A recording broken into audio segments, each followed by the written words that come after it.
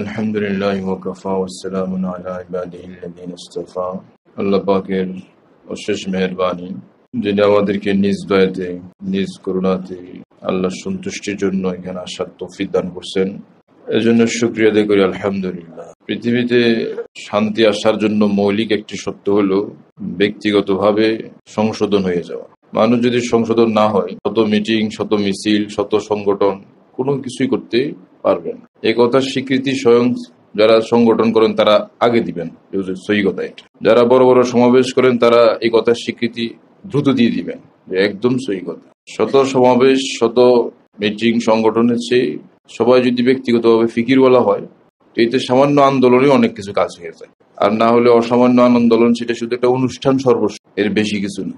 কত মানুষ এটা গল্প করা যাবে, হায় রে হায়, ইতিহাস হয়ে থাকবে। কি হয়ে থাকবে? ইতিহাস হয়ে থাকবে, গল্প করা যাবে, কিন্তু এর বেশি কিছু দেশের জন্য এটা কাজে আসবে। দেশের জন্য কাজে আসতে হলে সবাই ব্যক্তিগতভাবে ফিকির করতে হবে, আমি আমাকে পরিবর্তন করে ফেলি।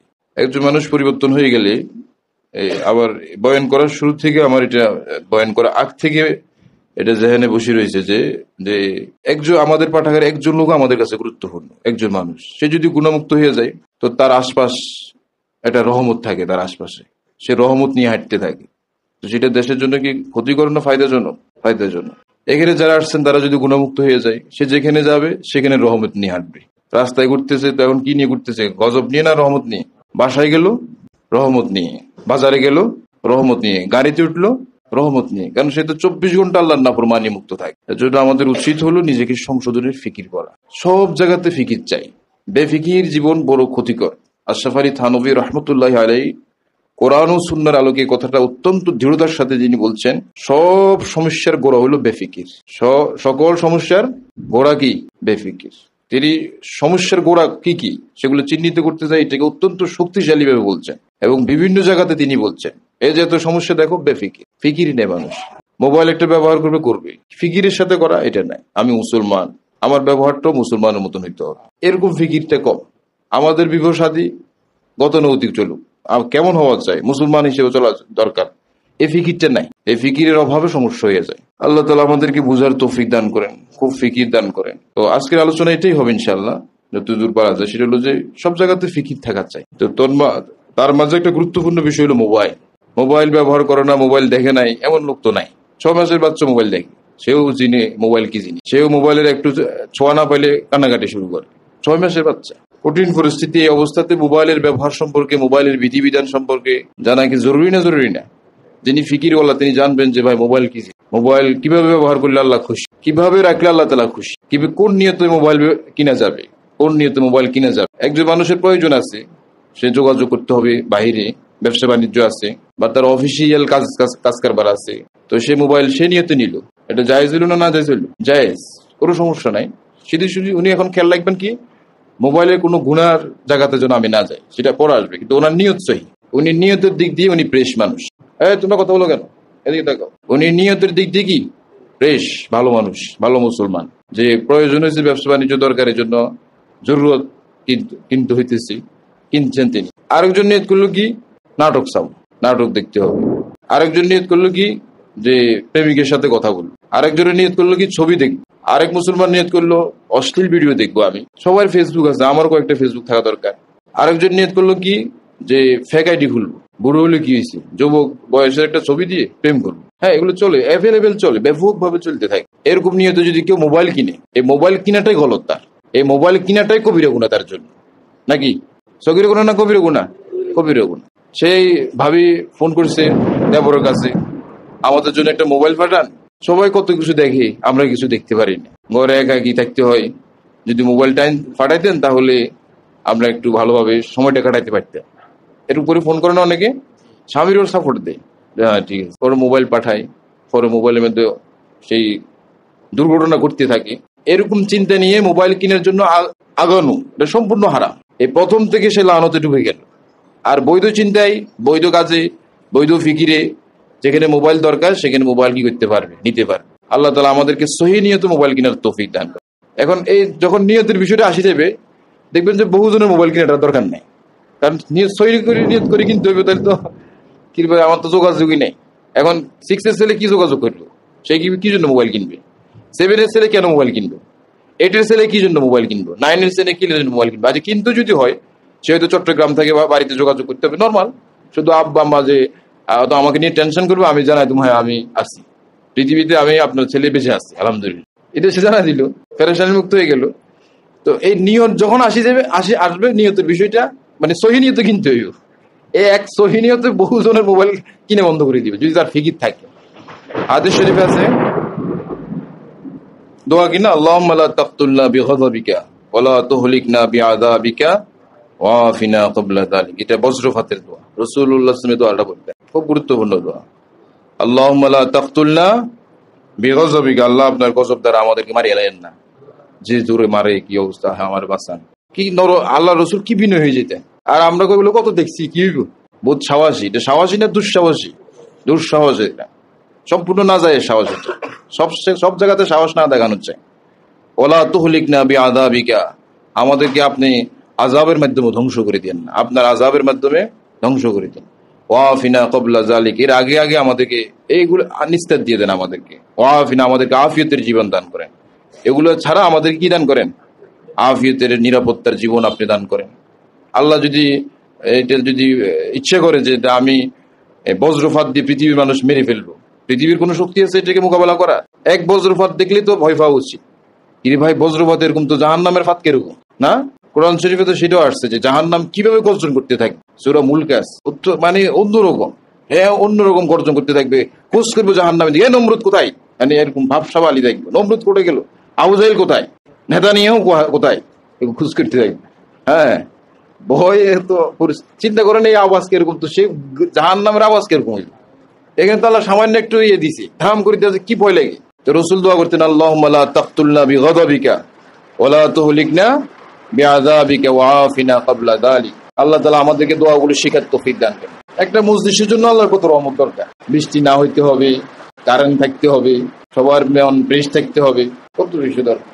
একবার আমাদের আলহামদুলিল্লাহ 10 বছর মসজিদের সময় মানে মসজিদের সময় সাধারণত বৃষ্টি পড়ে না, আলহামদুলিল্লাহ একবার খুব পড়ছে, এমন পড়ছে যে মাইক কথা বলা হচ্ছে না, এখান থেকে মাইক দিয়ে তো বলা হইতেছে, সাউন্ড বক্স দুইটা, কিন্তু শুনে না কেউ, কেমন বৃষ্টি পড়ছে চিন্তা করে। এই জন্য কোরআন শরীফে আছে লা ইয়াসমাউনা ফিহা লাগওয়া ওয়ালা কিযাবা, জান্নাতের মধ্যে এরকম কোনো বিরক্তিকর আওয়াজ, কথা বলতে ডিস্টার্ব হইবে এরকম আওয়াজ থাকতে হয় না। ওয়াইফের সাথে কথা বলবে ডিস্টার্ব কে দিবে, আবার বন্ধুর সাথে কথা বলবেন তো এখন ডিস্টার্ব নাই। লাগওয়ান এটার অর্থ লিখছে যে কারিহান, অপছন্দনীয় কোনো আওয়াজ, কোনো ঝামেলাপূর্ণ আওয়াজ হয়তো হবে না, একদম নিরিবিলি কথাবার্তা, ঠান্ডা, এসির মতো ঠান্ডা চলতেই থাকবে।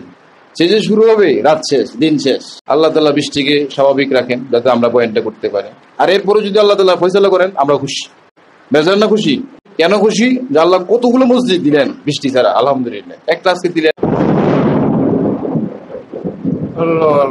পৃথিবীতে কিন্তু এখন মানুষ বজ্রপাতের ব্যাপক লোক মারা যাচ্ছে, সময় যত করাইতেছে বজ্রপাতের মৃত্যুর মিছিল যত বাড়তেছে। আমাদের উচিত হলো আল্লাহকে ভয় করা। এগুলো হচ্ছে গুনাহের শাস্তি। গত বছর মানুষ যেটা দেখে নাই এবছর মানুষ সেটা দেখতেছে, এর আগে বছর যেটা দেখে নাই সেটা গত বছর দেখছে, এইভাবেই মৃত্যুর মিছিল বাড়তে থাকতেছে। আল্লাহ আমাদেরকে হেফাজত করেন। কোনোভাবে অহংকারী করা ঠিক হবে না। এই দোয়াটা মুসলমানদেরকে শেখানো উচিত না? উচিত না? আমরা এগুলোকে কাজ মনে করি না, এই প্লাস পাওয়াটাকে কাজ মনে করি। আর বজ্রপাতের দোয়া শিখে এটা কাজ, আল্লাহর সাথে তার একটা সম্পর্ক হইল। আল্লাহকে সে বললো, রাসূলুল্লাহ সাল্লাল্লাহু আলাইহি ওয়াসাল্লাম যখন এই দোয়া পড়তেন তখন আল্লাহর সাথে, আল্লাহ নবীর সাথে সম্পর্কটা কেমন থাকতো। সাহাবায়ে কেরামরা যখন দোয়া এটা পড়তেন তখন তার সাহাবায়ে কেরামদের সাথে আল্লাহর সাথে সম্পর্কটা কি পরিমাণ হইতো। এবং আল্লাহ ওয়ালারা যখন পড়েন, এই জমানাতে দুর্বল মুসলমানরাও যখন পড়েন তখন কেমন সম্পর্ক হয়। আল্লাহুম্মা লা তাকতুলনা বিগযাবিকা ওয়ালা তুহলিকনা বিআযাবিকা ওয়াফিনা ক্বাবলা যালিক। এটা নুরানি তালিমুল কোরআন মাদ্রাসা আছে না, সেই মাদ্রাসার দোয়ার বইতে আছে, আরবি শিক্ষা পাঠ যেটা আছে সেখানে আছে। অনেকে প্রশ্ন করে না মাদ্রাসা কি, আরে খুব বিরক্ত প্রশ্ন করে, একদম চার দোকানে মাদ্রাসা কি হরা, এটা বুঝলাম না। এই বজ্রপাতের দোয়া না, বুঝলেন নাই? আপনারা বুঝে নেবেন মাদ্রাসা কি করে, বজ্রপাতের দোয়া পড়ে। দরকার না? দরকার না? আপনাদের প্রস্তুতি যেরকম দরকার আমাদের বজ্রপাতের দোয়া এর চেয়ে বেশি দরকার, কারণ আপনাদের প্রস্তুতির উপর আমাদের কোনো বিশ্বাস নাই, আর দোয়ার উপর আমাদের বিশ্বাস অনেক বেশি। আল্লাহ তাআলা আমাদেরকে বুঝার তৌফিক দান করেন। তাহলে মোবাইলের প্রথম নাম্বার হলো কি, নিয়ত সহি করতে হবে। নিয়ত কি করতে হবে? সহি করতে হবে। দ্বিতীয়, মোবাইলে আরেকটা গুনাহ হয়, যারা মোবাইল কিনতে চান এক্ষেত্রে দেখা যায় যে তার 10,000 টাকার মোবাইল হলে চলে, কিন্তু ওই যে তার বন্ধু বান্ধব 30-35 টাকার মোবাইল ব্যবহার করে, সে কোনোভাবে মানতে পারে না, সে এখন ঋণ করে হলেও 30,000 টাকার মোবাইল কিনবে। এটা কি সঠিক ব্যয় হলো না অপব্যয় হলো? অপব্যয়। এরকম ক্ষেত্রে সচেতন থাকা, তার নিয়ত তো সহি দেখতে হতো। দ্বিতীয় নম্বর হলো যে অপচয়ের জন্য মোবাইল না কিনে, যতটুকু 10,000 টাকা দরকার 10,000 টাকার মোবাইল কিনে। বড় পেরেশানির বিষয় হলো যে মুসলমানরা মোবাইলের মাধ্যমে বড় অপচয় করে অর্থে। আমরা শুধু অভাব অভাব বলি, কিন্তু আমাদের অপচয়টা বলি না। এক দেশে, আমাদের বাংলাদেশে শুধু মোবাইলের মাধ্যমে কি পরিমাণ অপচয় হয়। দরকার 10,000 টাকার মোবাইল, কিনতেছে 30,000 টাকার মোবাইল। কত হাজার টাকা অপব্যয়? 20,000 টাকা। একজন দুইজন না, শত শত মানুষ। তো পরে খাইতে পায় না, অভিযোগ ওইটা সেটা, আঙ্গুর টয়লেট নেই, আঙ্গু ওই নেই, তো তোমার টয়লেট করতে থাকবে। 20,000 টাকা খরচ করো কোথায়? মোবাইলে। টয়লেট দাও, আল্লাহ সব দিবে। জরুরি কাজে খরচ করতে তো বড় অসচেতন। এবং এই যে পাল্লা দিতেছে আরেক মুসলমানের সাথে, একজনে 30,000 টাকা কিনছে, আমিও কিনবো, এই প্রতিযোগিতা কি জায়েজ? এখানে কি প্রয়োজনকে সামনে রেখে মোবাইল কিনতে হবে, নাকি প্রতিযোগিতা করতে হবে? দুনিয়ার ব্যাপারে এরকম প্রতিযোগিতা করা তো শরীরের দৃষ্টিতে না জায়েজ, কোনোভাবেই এটা গ্রহণযোগ্য না। হ্যাঁ, কারোর প্রয়োজন আছে, কারোর মোবাইলের মেসেজ গুলো সেভ হওয়া দরকার, সেজন্য সে উন্নত মানের, ভালো মানের ওলামায়ে কেরাম আলেমে দিন, তার বহু দিনই কাজ বৈশ্বিক ব্যাপার আছে, সে যদি একদম ভালো মানের নিরাপত্তা বেষ্টিত এরকম মোবাইল কিনে, অনেক টাকা দিয়ে কিনে, সেটা সঠিক জায়গাতে হয়। কিন্তু আমরা যারা সাধারণ একদম, তাদের উচিত হলো যতটুক টাকা দিয়ে হলে চলে ওই মানের কি কিনা মোবাইল কিনা। ঠিক আছে ইনশাআল্লাহ, এটা সবাই মুসলমানকে জানাই দিলাম। আল্লাহ আমাদেরকে তৌফিক দান করেন। মোবাইলের মাধ্যমে আরেকটা গুণা, সেটা হলো ফেক আইডি খোলা, টুইটারে ফেক আইডি খোলা, ফেসবুকে খোলা। একজন যুবক ছেলে, সে মেয়ে সাজতেছে, চোখটার থেকে ছবি একটা নিয়েছে কোন মহিলার, মেয়ের একটা ছবি নিয়ে, এখন আমি মেয়ে, আমি ঢাকা ভার্সিটিতে অমুক বিভাগে পড়ি, আসলে কেউ আমার সাথে প্রেম করার জন্য? এক তো এরকম প্রেমই না যায়, দ্বিতীয় প্রতারণা কি? আর রাসূলুল্লাহ সাল্লাল্লাহু আলাইহি ওয়াসাল্লাম বলছেন, মান গাশশানা ফালাইসা মিন্না, যে প্রতারণা করলো সে আমার উম্মত না। এখন এই এক মোবাইলের মাধ্যমে কি পরিমাণ প্রতারণা চলে, শত শত যুবক প্রতারণা করতেছে মেয়েদের সাথে, শত শত মেয়ে প্রতারণা করতেছে যুবকদের সাথে। মোবাইল যদি এটা প্রতারণার কারণ হয়, তাহলে মোবাইল থেকে বেঁচে থাকা অবশ্যই আমাদের জন্য কর্তব্য। আল্লাহ তাআলা আমাদেরকে তৌফিক দান করে, এবং এগুলো আলোচনা করা উচিত। মোবাইলে প্রতারণা করাকে, ধোঁকা দেওয়াকে কোনো মুসলমান এটাকে কোনো কঠিন কিছু মনে করে না, এটা স্বাভাবিকভাবে দেখে। প্রতারণা করছে কি হয়েছে? অথচ রাসূল বলছেন ফালাইসা মিন্না, সে আমার উম্মত না। এই হাদিসের ব্যাখ্যা উলামায়ে কেরাম বলছেন, অসম্ভব কিছু না, এই মানুষ বেঈমান হয়ে মারা যাবে। কি হয়ে মারা যাবে? বেঈমান হয়ে মারা যাবে। সবাই মজলিসের জন্য দোয়া করবেন, আল্লাহ যেন কিয়ামত পর্যন্ত মজলিসগুলোকে সুষ্ঠু, সুন্দর, নিরাপদ, শান্ত পরিবেশে করার তৌফিক দান করেন। বৃষ্টি যেন রাত্রে পড়ে যায়, যা দরকার কি করবে। কিতাবে, তাফসীরি কিতাবে লেখা আছে যে মানুষ যখন ভালো থাকে, নেককার থাকে, তখন বৃষ্টি রাত্রে পড়ে। আর মানুষ যখন ঝামেলা হয়, তো বৃষ্টি দিনে ঝামেলা করে। হ্যাঁ, আগের যুগে এরকম ছিল, রাত্রে বৃষ্টি হইতো, টাইম মতো হইতো, বৃষ্টির একটা টাইম আছে। এখন বৃষ্টি টাইম টেবিল ছিল না, কারণ আমরা তো আল্লাহরে চিনি না। তো বৃষ্টি রাখ, কেন তোরা এভাবে চলবি, আমি আসতেছি, তো ঝামেলা হয়, পেরেশানি হয়। আল্লাহ তাআলা আমাদেরকে বিষয়গুলো বোঝার, উপলব্ধি করার তৌফিক দান করেন। খুব খেয়াল করে এই সমস্ত বিষয়গুলো। তাহলে মোবাইলে আরেকটা গুণ হলো কি, কঠিন ভাবে প্রতারণা চলতেছে। একজন বৃদ্ধ মানুষ, সে যুবক সাজে, একটা অসুন্দর কালো, কিন্তু সে সুন্দর হিরো একজন মানুষ। কি ভালোবাসা! আমি বহু আগে পড়ছিলাম, আমাদের এখানে বই আছে এগুলো, হৃদয় বলে সিরিজ আছে না, মাওলানা মুফিজুল ইসলাম সাহেব। তো একজন এরকম, এক মেয়ে এক ছেলে এরকম প্রেম করছে, খুব ভালোবাসা। হায়, মেয়ে খুব মানে অসম্ভব রকমের সুন্দরী, প্রতারণার জগতে অসম্ভব রকমের কি সুন্দরী। পরে তারা দেখা করবে রমনা পারে। ছেলে গেল, যাই দেখে ইন্নালি একদম আঘাত পর্যন্ত পরিস্থিতি খারাপ। একদিন দৌড় দিবে না কি দিবে, ওর পারে নাই, সে ওখানে মেয়ে সিস্টেম করে রেখেছে, ওর 50,000 টাকা জরিমানা দিয়ে সে করতেছে, বাইরে হইতেছে। এইভাবেই যুবকরা ধরা যাচ্ছে। আল্লাহ যুবকদেরকে হেফাজত করেন। আবার পাকিস্তানের মাওলানা জুলফিকার আহমদ নকশবন্দি আজিবে ঘটনা আনছে, ওরে তাও ওই যে বৃদ্ধরা কি সাজছে, বৃদ্ধ যুবক সাজছে। তো বৃদ্ধকে বৃদ্ধ লোহর, প্রেমিকাকে পুত্রবধূ। এটা ইউরোপের ঘটনা। এখন একই ঘরে প্রেম চলে, কেউ তো জানে না একই ঘরে কি চলতেছে, প্রেম চলে যাচ্ছে। ঠিক আছে, খুব গভীর ভালোবাসা সম্পর্ক।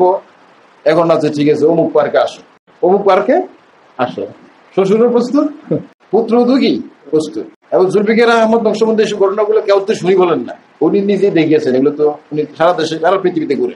পরে গেল, শ্বশুরও গেল, পুত্রবধূ গেল, দুইজনের দুইদিকে দৌড় দিছি, কিছু করার তো নাই। এই হলো প্রতারণার পরিণতি। আল্লাহ আমাদেরকে হেফাজত করেন। এবং এরকম ঘটনা আমাদের দেশও ঘটতেছে, ব্যাপক ভাবে ঘটতেছে। আমাদের উচিত হলো নিজে সচেতন থাকা, অন্য মুসলমানদেরকে এই কথাগুলো বলা। কারণ অনেক মুসলমান মনে করে যে বাস্তব জীবনে প্রতারণা করলে গুনাহ, মোবাইলে প্রতারণা করলে এখানে কোনো গুনাহ, ইসলাম এখানে নাই। ইসলাম মোবাইলের বাইরে, ভিতরে কি নেই। ইসলাম সম্পর্কে অজ্ঞতা এই পরিমাণ হয়েছে যে মনে করে মোবাইলের ভিতরে আল্লাহ এখানে ইসলাম দেয় না, এখানে আমরা যা ধোঁকা দিতে পারি, আমরা যা কি দিতে পারি, ধোঁকা দিতে পারি। এখন তো আর রকম ধোঁকা দিতেছে, বলতেছে আপনি এই প্রায় 3 বার আপনি চেয়ারম্যান হয়েছেন। আচ্ছা, হ্যাঁ, তো বাজেট হয়েছে উপর থেকে, এগুলো আপনি এখানে বন্টন টন্টন করবেন, তো সামান্য কিছু টাকা যদি পাঠান আপনি ওখানে পাবেন। আর চেয়ারম্যানরা তো চেয়ারম্যান, মা তো খারাপ, পাঠাই দিই। এইভাবে ধোঁকা খাইতেছে না, সব জায়গাতে ব্যাপকভাবে হইতেছে। এই যে ধোঁকা দিয়ে টাকা নিতেছে, এটা কি হালাল টাকা না হারাম টাকা? হারাম টাকা। আর যিনি ধোঁকা খাইতেছেন তিনিও কিন্তু দেখা গেল যে শরীয়তের কোনো একটা জায়গাতে তিনি উসুল ঠিক রাখেন নাই, উসুল ঠিক রাখেন না, বিধে তিনি ধরা হয়ে গেছে। হয়তো লোভ করছেন, এভাবে লোভ করা উচিত ছিল না ওনার, পরে ধরা গিয়েছে। আল্লাহ তাআলা আমাদেরকে বুঝার তৌফিক দান করেন। মোবাইলের আরেক গুনাহের ব্যবহার, সেটা হলো বাচ্চার কান্না বন্ধ করার জন্য মোবাইল দেওয়া। সব উলামায়ে কেরামের ক্ষেত্রে একমত যে এটা কোনোভাবে বাচ্চা প্রতিপালনের সিস্টেম না। এর দ্বারা বিশেষজ্ঞরা একমত যে বাচ্চার জীবনে এটা নেতিবাচক প্রভাব পড়বে। বাচ্চার কান্না বন্ধ করার জন্য কি দেওয়া? এই জিনিসটা এখন দিনদার গাইরি দিনদার, নামাজি বেনামাজি, হাজি সাহেব গাজী সাহেব সবাই মেনে নিচ্ছে যে বাচ্চারা কান্না বন্ধ করতে কি লিখতো? মোবাইলে।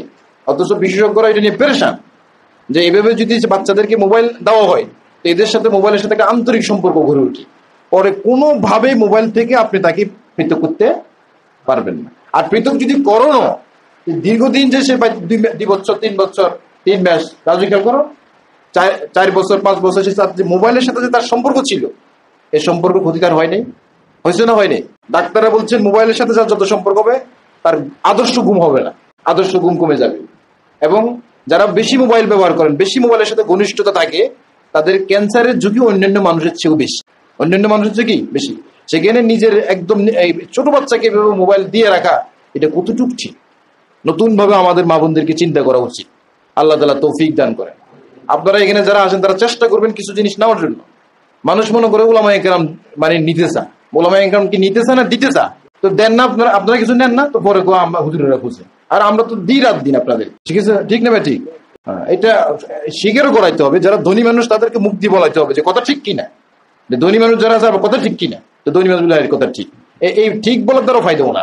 ওদের একটা ভাবসাব হয়ে গেছে যে হুজুরেরা শুধু নেই, আমরা যে রাত দিন কি বিলাইতেছি, তাদের ঘর সংসার সুন্দর করতেছি, তাদের ঘর নিয়ে পেরেশান, তাদের দাম্পত্য জীবন নিয়ে পেরেশান, তাদের স্বাস্থ্য জীবন নিয়ে পেরেশান, তাদের দ্বীনি জীবন নিয়ে পেরেশান, তাদের জান্নাতের জীবন নিয়েও পেরেশান। কেমনে জান্নাতে যাবে দোস্ত? আমরা কি তাহলে দিবের ফিকিরে রইলাম না নিবের ফিকিরে রইলাম? তো এটা আমাদের বিরুদ্ধে অপবাদ নয়। এই অপবাদ যারা দেন কালকে কিয়ামতের ময়দানে প্রস্তুত থাকবে যে কেন এই উলামায়ে কেরামের দিয়ে অপবাদ দেওয়া হচ্ছে। যারা বলে তাদেরকে বলবেন কে কেন কে বলছে হুজুরা নেই, তোমার কালিমে তো বেশি গেছে কে? তো তোমার তো এক কালিমে তো বেশি গেছে, আজীবন কোটি কোটি টাকা হাতিয়ে দিলে তো কাম হতো না, হবে? তোমার আলহামদুলিল্লাহ কেমনে পারো? ও হুজুর শিখেছি, তো আলহামদুলিল্লাহ কি দিবে? ইমাম আবু হানিফা রাহমাতুল্লাহি আলাইহি তার বাচ্চা যখন সূরা ফাতিহা শেষ হয়েছে, তো হুজুরের জন্য অনেক হাদিয়া নিছেন, অনেক বেশি হাদিয়া নিছেন। তো হুজুর বিনয়ের জায়গা থেকে অন্য একটা জায়গা থেকে বলছেন, হযরত এত হাদিয়া? তো ঠিক আছে, আপনি হাদিয়াটা রাখেন, আমি আমার বাচ্চাকে আপনার কাছে পড়াবো। তো বললো হযরত কেন? ইমাম আবু হানিফা তো সেই জমানা তো অনেক বড় আলেমের দিন, অনেক অনেক মানে অল্প সময়ে তিনি গ্রহণযোগ্য হয়ে গেছেন। তো বললো যে যার কাছে সূরা ফাতিহার চেয়ে টাকাগুলোর দাম বেশি, টাকাগুলো অনেক বেশি, তার কাছে আমার বাচ্চারা কি করবো না? যে আলেমে মনে করতে পারবে যে পুরো পৃথিবীর চেয়ে সূরা ফাতিহার দাম বেশি, তার কাছে আমি পড়াবো। কেমন ববিবাবু ছিল। আর এখন আমরা হাইওয়ে হারাই, আমরা কোচিং হারাই। হ্যাঁ, গল্প, কোচিং এর গল্প।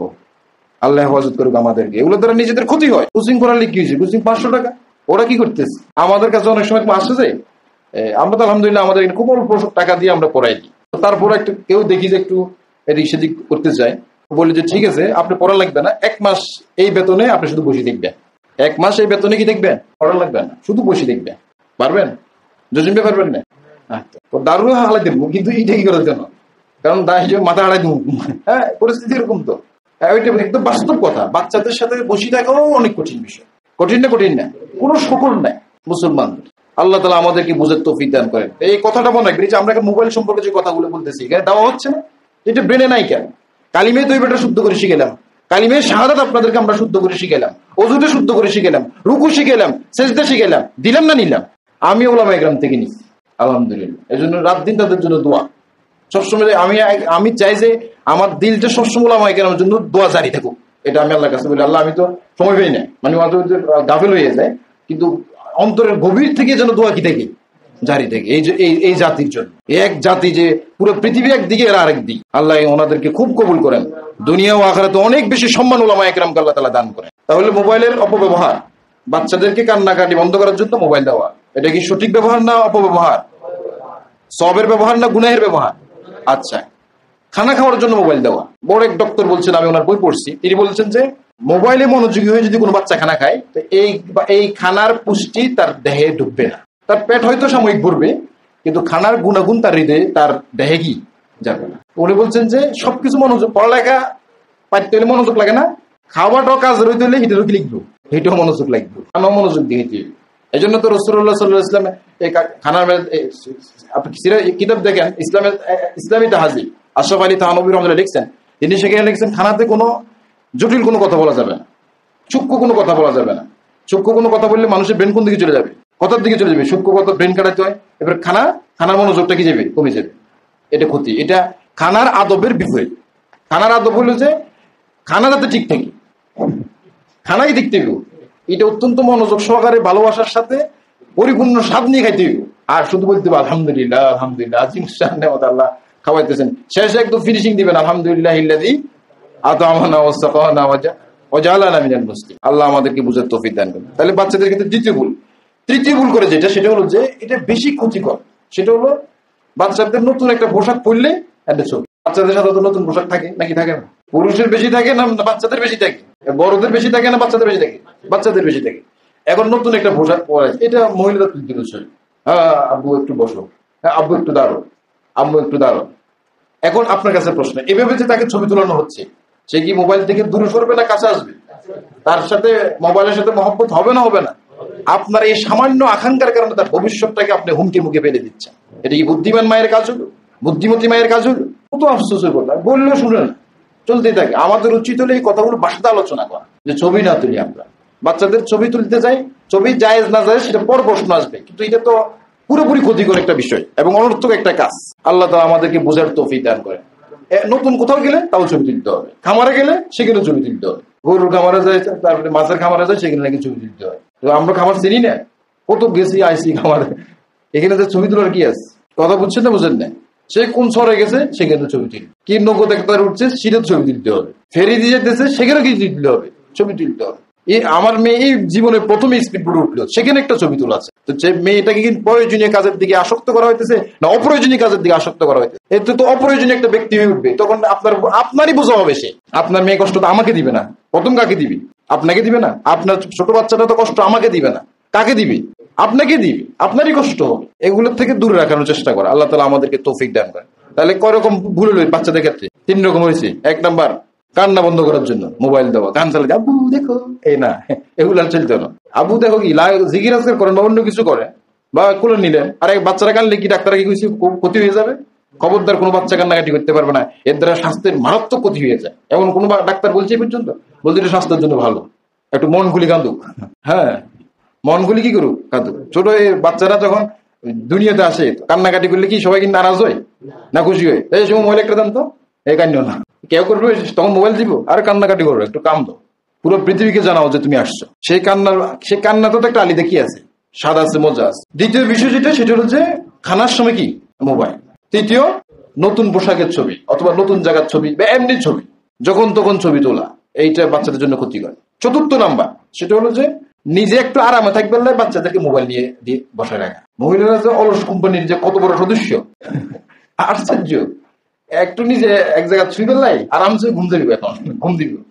এই আরামের একটা ঘুমের জন্য সে বাচ্চাদের বস কার্টুন দিয়ে দেয় বা কোনো কিছু দিয়ে দেয়, বাচ্চা কোথায় থেকে কোথায় চলে যায়। অনেক সময় ওর উপরে লাইনে থাকে না, অনেক সময় তো নির্দিষ্ট ভাবে দেয়, কিন্তু অনেক সময় সরাসরি নেট কানেকশন থেকে দেওয়া হয়। আর বেশিরভাগ ক্ষেত্রে এখন এটা হচ্ছে, তো সে হারিয়ে যায়, সে এলোমেলো জিনিস দেখতে থাকে, সে তো বুঝে না, দেখতে দেখতে তার ব্রেনের উপরে চাপ পড়ে। আর ডাক্তাররা এই কথাটা বলছে, যারা মোবাইল দেখে তাদের ব্রেনের উপরে সবসময় চাপ থাকে। এখন ছোট বাচ্চা একটা ছোট্ট একটা বাচ্চা মোবাইল দেখতে দেখতে কি ব্রেন প্রেস হলো না চাপ পড়লো? আমার কথা যদি মিথ্যা হয়তো আপনি দেখেন, ডাক্তারদেরকে জিজ্ঞেস করেন, বিশেষজ্ঞ ডাক্তারদেরকে জিজ্ঞেস করেন। আল্লাহ তাআলা আমাদেরকে বুঝার তৌফিক দান করেন। তাহলে বাচ্চাদের ক্ষেত্রে চতুর্থ নম্বর ক্ষতি যেটা, সেটা হলো কি আরামে থাকার জন্য তাদেরকে কার্টুন বিভিন্ন কিছু দেওয়া, বা আরেক রুমে যাতে দিতে হলো অথবা আরেক ঘরে যাতে দিতে হলো, না তুই এটা থাকবি। আমি আমাদের এক আত্মীয় সম্পর্কে জানি, এই বাচ্চা যাতে কোনোভাবে ময়লা না দেখতে পারে, একদম খাটের উপরে তুলি তো মোবাইল দিয়ে, আর খুব প্রশংসা করে যে আমার মেয়ে কখনো ময়লা ধরে। এটা কোনো প্রশংসা হইলো?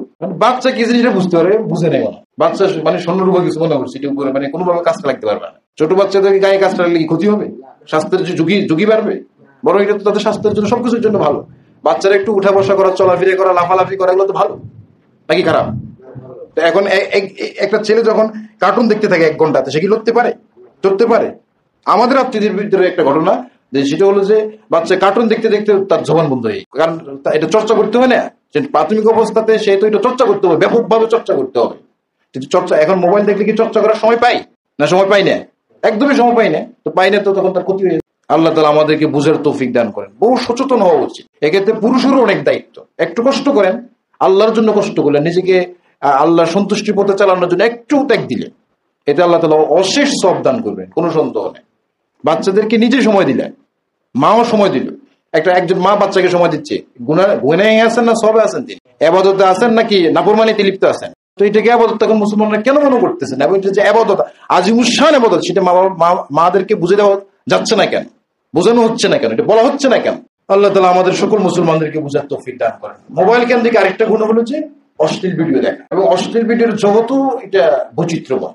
আমরা বিভিন্ন জেনারেলদের বই পড়ছি, অর্থাৎ যারা একসময় ভিন্ন লাইনে ছিল, পরে দিনের পথে আসছে, তো তারা বই লিখছেন এই বিষয়ে, অশ্লীল ভিডিও সম্পর্কে। তো আমার কাছে যেহেতু প্রচুর যুবক আসে এবং এইসব সমস্যাগুলো নিয়ে আসে, তো আমাদেরকে অনেক সময় এগুলো পড়তে হয়, দেখতে হয়। ওই যে যিনি পরবর্তীতে দিনের পথে কি করছেন, আসছেন, ফিরে আসছেন, তো তিনি এগুলোর থেকে কেমনে বাঁচবেন, এটা একটা সিস্টেম তিনি বাতাইছেন। তো বাতাইতে যায় কত রকমের ভিডিও, অশ্লীল ভিডিও আছে, তার একটা বড় তালিকা দিচ্ছেন। আমরা হয়রান হয়েছে যে মুসলমান এগুলো দেখে, মুসলমানের এগুলো দেখার সময় পায় মুসলমান? এগুলো কি কোনো সুস্থ মানুষ দেখতে পারে? আমার কাছে এক যুবক আসছে, তো আমি আবার এটার অনুমতি দিই যে আপনারা যদি কেউ এরকম ঝামেলাতে পড়েন আমার কাছে আসবে, কারণ এদেরকে তো দেখাশোনা করতে হবে নাকি? অসুস্থ না এরা? সুস্থ না অসুস্থ? অসুস্থদেরকে দেখাশোনা করা উচিত আমাদের, অসুস্থদের দেখাশোনা করার সব পাওয়া যায়। তো অনুমতি দিয়েছি একজনকে, আর এরা আবার দূরে থাকে, যারা এই অশ্লীল ভিডিও দেখতে অভ্যস্ত হয়ে যায়, এরা সবকিছু থেকে দূরে থাকে। এটা যারা দেখবো বই লিখবো অন্যরকম, তাও দূরে থাকে, পরিস্থিতি এরকম থাকে। তো এদেরকে সাহস দিতে হয় যে আমার কাছে থাকবে, আমি আছি না। তো একজন আসতো, নিয়মিত আসতো, তো সে আমাকে বলতো, হুজুর এত হালত খারাপ যে এগুলো দেখতে দেখতে মেজাজ এত বিগড়ে গেছে যে বাসায় গেলে শুধু গালাগালি, মুখে শুধু গালি ছাড়া কিছু আসা। অশ্লীল ভিডিওর সাথে জবান খারাপ হওয়ার সাথে গভীর সম্পর্ক। যে অশ্লীল ভিডিও দেখে তার জবান খারাপ হয়ে যায়, হ্যাঁ একদম খারাপ হয়ে যায়। সে বলে আমার আম্মাকে, বাবারও তো কিছু বলতে পারি না, দৌড় দিবে করে, মা তো আর পারে না, মার গালাগালি করি, কিন্তু আমি পরে পেরেশান হয়ে যায় আবার একা যখন হই। কিন্তু আমি বুঝি সেটার এটার গোড়া হলো কি, ওই অশ্লীল ভিডিও গুলো দেখে। তো অশ্লীল ভিডিওর মধ্যে বহু রকমের আছে। আল্লাহ সব রকমের অশ্লীল ভিডিও থেকে আমাদেরকে হেফাজত রাখেন, হিম্মতের সাথে বাঁচতে হবে। গত 2 দিন আগে আমার কাছে একজন মেসেজ পাঠাইছে, তাই তিনি পড়ালেখার নামে ওই জায়গায় চলে যান। তো আমি সেখানে এটাই বলছি যে হিম্মত লাগে, হিম্মত ছাড়া তো বাঁচতে পারবেন। কত বলছে যে মোবাইলটা যদি বাদ দেওয়া যায় তাহলে তো সবচেয়ে বেশি ভালো, আর যদি এটুকু না পারা যায় তাহলে অবশ্যই প্রথম যেটা, আমি আরো অনেক পদ্ধতি ওনাকে বলছি, যে প্রথম যেটা সেটা হলো যে আমি দেখবো না ইনশাআল্লাহ। মাঝে মধ্যে এমন নিয়ত করা যে মোবাইলে কত হাজার কোটি নারী আছে, হাজার কোটি নারী আছে, আল্লাহর জন্য হাজার হাজার কোটি কোটি নারীকে তালাক দিই, এটা মনোনীত করা যায় না? তাহলে এটা কত সব পাবে যে 1000 কোটি নারী মোবাইলে, সে চাইলে দেখতে পাইত, কিন্তু সে আমার মহব্বত, আমার ভালোবাসা দেখে নাই। জান্নাতে তারা কি দেওয়া হবে? কত আজিমুশান তাকে মর্যাদা দেওয়া হবে। আল্লাহ আমাদেরকে বুঝার, আমল করার তৌফিক দান করেন। মোবাইলে আরেকটা গুণ হয় মিথ্যে কথা বলা। দূরে থাকে তো খুব সুবিধে, থাকে নাজিরিয়াতে, কামিঘাট নাজিরিয়াতে ব্যাপকভাবে ভালো মানুষ, আবার এটা ওনার ক্রেডিটে মনে করে যে আমি কতটুক দেখো পারি, এরকম এরকম কত সাহস আমার। এটা সাহস হলো না দুঃসাহস হলো? আল্লাহ আমাদেরকে হেফাজত করেন। ব্যাপকভাবে মিথ্যা কথা বলতে থাকে। অথচ হাদিস শরীফে আসছে যে মিথ্যা কথা বলার দ্বারা দুর্গন্ধ বাহিরে, ফেরেশতারা পাশে থাকতে পারে না, দূরে সরে যায়। তাহলে এই মানুষটার সাথে কি রহমত আছে না গজব? এখন উচিত হলো যে আমাদের কোনোভাবে মিথ্যার চর্চা অন্য জীবনে, যে অনলাইনের বাইরেও না করা, অনলাইনও কি না করা। কিন্তু মোবাইল কেন্দ্রিক জীবনে আমাদের মিথ্যা ব্যাপকভাবে হইতেছে, নারীও মিথ্যা কথা বলে। আরেকটা গুণ হয় ভয়াবহ গুণ, এটা নিয়ে তো অনেক সময় ধরে আলোচনা করা উচিত। সেটা হলো যে ভিডিও কলে নারীদের সাথে কথা বলা। কি হচ্ছে ব্যাপকভাবে এখন, একজনের বউ আরেকজনে নিয়ে যায়, হচ্ছে না, এবং এগুলো এখন খোলামেলা আলোচনার দাবি রাখে, এবং খোলামেলা আলোচনা করা উচিত। অডিও কলে বিনা প্রয়োজনে আরেকজন পরপুরুষের সাথে কথা বলা যায় না, সেখানে ভিডিও কলে তো প্রশ্ন কি করে না আসে, কিন্তু আমরা দেখতে থাকি, আমরা কথা বলতে থাকি। এখন উদাহরণস্বরূপ আমাদের কাস্টমার সাথে সুবিধা, এখন ওনাদের কোনো আত্মীয়, গাইরে মাহারাম আত্মীয় বিদেশ থেকে ফোন করলো, আমি একটু কাশম বাড়ি দেখতে চাই, কাশম ভাই কি বাদ দিবে না লইব? লই লাগবে। হ্যাঁ, এভাবে সবাই কিংবা হিম্মতের সাথে বাদ দিতে হবে না। আমি একবার এক জায়গাতে গেলাম, ওখানে ওরা দাওয়াত দিছে। তো এখন একজন আমার সাথে ভিডিও কলে কথা বললো, পুরুষ অবশ্যই তিনি। তো আমি বললাম যে আমার কাছে আসছে কোথা থেকে, আমেরিকা থেকে ফোন করছে, ভিডিও কলে কি বললো, কথা বলবো। তা আমি বললাম যে না, আমি ভিডিও কলে কথা বলবো না, অডিও কল। হিম্মত দরকার না, দরকার না। এখন উনি আমেরিকা গেলে আমি কি ওনার কাছে নত হয়ে যাবো যে বা আমি ভিডিও কলে কথা বলি, তুমি আমার ছবি সেভ রেখে দিতে পারো না, পারো না, করে না এরকম? এই ভিডিও কল থেকে ছবি সেভ করা যাবে না? যাবে না, যাবে না। তুমি রেখে দিলে বা কত কত কিছু হইতে পারে। তো পরে সেইটা ভদ্রভাবে নিছে, সে অডিও কলে কথা বলছে। তো তার সাথে যাইতেছে বিধে আমি অডিও কলে কথা বলছি। এখন কোনো মহিলা যদি বলতো আমরা কি রাজি হইতাম? কিন্তু মুসলমানরা আশ্চর্য, রাজি হয়ে যায়। কোনো মহিলা ভিডিও কল দিলে খুশি হয়ে যায় যে ভাবি ভিডিও কল দিচ্ছে, ভাবির সাথে ভিডিও কল কথা বলা জায়েজ না, না জায়েজ? এটা আশ্চর্যের কথা, কোনো বড় ধরনের ফিকির নেই। এরকম আরো নানান রকমের গুণা মোবাইলে চলতে থাকে। এর জন্য আমাদের উচিত হলো মোবাইলের আহকাম গুলো জানা। ওলামায়ে কেরাম মোবাইলের ব্যাপারে যে আহকাম গুলো লিখছেন সেগুলো জানা, আলোচনা করা, মুজাকারা করা, ভাষাতে সব জায়গাতে আলোচনা করতে থাকা। আল্লাহ তাআলা আমাদের সকলকে মোবাইলের ফিতনা থেকে হেফাজত করেন। অনেকে দোয়া চাইছেন, সবার জন্য আমরা দোয়া করি। আল্লাহ যেন সকলের নেক মাকসাদকে পূরণ করেন। আমাদের একজন প্রবাসী ভাই, আমেরিকান প্রবাসী, উনিও দোয়া চাইছেন। আল্লাহ তাআলা যেন ওনাকে সকল বিপদ আপদ থেকে হেফাজত রাখেন এবং হালাল উপার্জন দান করেন। আল্লাহুম্মা লাকাল হামদু ওয়া লাকাশ শুকরু কামা আনতা আহলুহু ওয়াসসালাতু ওয়াসসালামু আলা রাসূলিল কারীম। আল্লাহ আপনি আমাদেরকে মাফ করে দেন, আমাদের জিন্দেগিকে আপনি সহজ করে দেন। আল্লাহ আমাদেরকে গুনাহ মুক্ত করে দেন। আল্লাহ আমাদেরকে দিনদার বানায় দেন। আমাদের সকল পেরেশানিকে আপনি দূর করে দেন। আল্লাহ আমাদের দেশের উপরে সীমাহীন রহমত নাজিল করেন। আমাদের সন্দ্বীপের উপর আল্লাহ আপনি রহমত নাজিল করেন। সন্দ্বীপের সকল প্রয়োজনকে আপনি পূরণ করে দেন। আমরা যাতে করে আমাদের সকল প্রয়োজন সন্দ্বীপে পূরণ করতে পারি সে ব্যবস্থা আপনি করে দেন। আল্লাহ সন্দ্বীপে পর্দার দিক দিয়ে বিশ্বের এক নম্বরে যাতে থাকে এরকম দ্বীপ হিসেবে আপনি কবুল করেন। আল্লাহ আপনাকে সন্তুষ্টি করার ক্ষেত্রে যাতে আমরা যেন একদম অগ্রগামী থাকি সে তৌফিক সন্দ্বীপবাসীকে আপনি দান করেন। বেহায়াপনা থেকে সন্দ্বীপবাসীকে আপনি হেফাজত করেন। মা বোনদের মাঝে দিন চর্চা, হায়া চর্চার ব্যাপক ইন্তজাম আমাদের সন্দ্বীপে আপনি করে দেন। আল্লাহ আমাদের এই বয়ানগুলো ঘরে ঘরে আপনি পৌঁছে দেওয়ার ব্যবস্থা করে দেন। আল্লাহ আমাদের এই ফিকির, আমাদের এই ব্যথা সকল মা বোনরা যাতে গ্রহণ করতে পারে সে তৌফিক আপনি দান করেন। আল্লাহ আমাদের যে সমস্ত মুসলমান ভাইরা প্রবাসে আছেন তাদের জীবনকে আপনি সহজ করে দেন, তাদের সকল পেরেশানিকে আপনি দূর করে দেন, গুনাহমুক্ত থাকার তৌফিক দান করেন। বিশেষ করে আমাদের এক ভাই আমেরিকাতে থাকেন, তার যত রকমের সমস্যা আছে সব সমস্যা আপনি দূর করে দেন। আল্লাহ হালাল উপার্জন করার তৌফিক দান করেন। সর্বপ্রকারের আইনি জটিলতা থেকে আল্লাহ আপনি হেফাজত রাখেন। ফিলিস্তিন মুসলমানদের উপর আল্লাহ আপনি সাহায্য করেন। আল্লাহ ফিলিস্তিন মুসলমানদের উপরে আপনি অশেষ আপনি সাহায্য করতে থাকেন, বরকত নাজিল করতে থাকেন। আল্লাহ এখান থেকেই আপনি মুসলমানদের রাহবর আপনি তৈর করে দেন। আল্লাহ ওয়া সাল্লাল্লাহু তাআলা আলা খায়রি খালকি মুহাম্মাদ ওয়া আলিহি ওয়া আসহাবিহি আজমাইন বিরহমাতিকা ইয়া আরহাম।